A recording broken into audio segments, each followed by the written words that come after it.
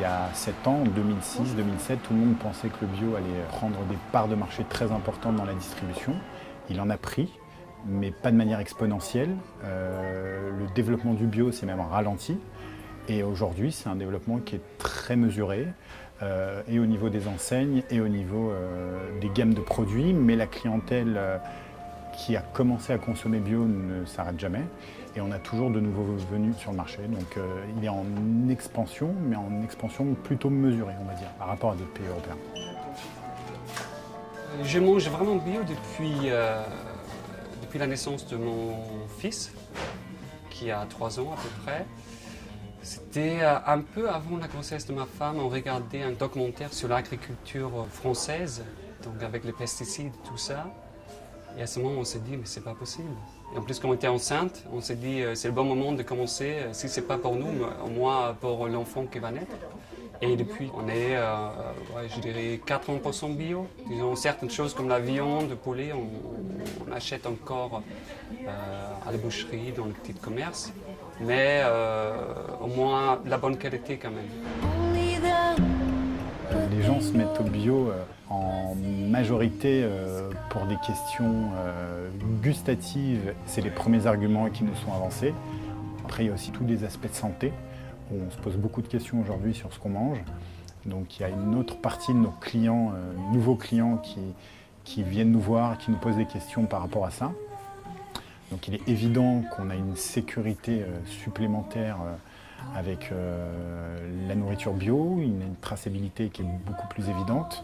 Et il y a aussi tout un mécanisme de production qui fait qu'on évite certains problèmes qu'on peut trouver dans l'industrie classique. Les gens qui entrent dans le magasin viennent principalement au début pour les fruits et légumes et le pain en fait. Tout simplement parce que c'est les deux choses les plus réputées, les fruits et légumes bio, donc sans pesticides, sans agents de conservation, et donc qui sont meilleurs pour la santé. Après ils se rendent compte que chez Naturalia, il y a une gamme complète comme dans un grand magasin, qui va des petits pots pour bébés jusqu'aux produits d'entretien en passant par les couches culottes ou les cosmétiques. Voilà. 17 et 38. Je mange bio pour essayer d'avoir une nourriture plus saine. Donc particulièrement pour ce qui concerne les légumes et la viande. Ce que je trouve ici, effectivement, c'est la qualité qui me convient.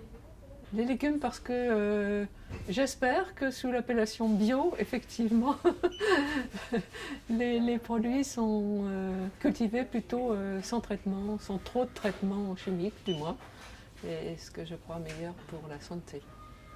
Quant à la viande, sincèrement, je la trouve de meilleure qualité.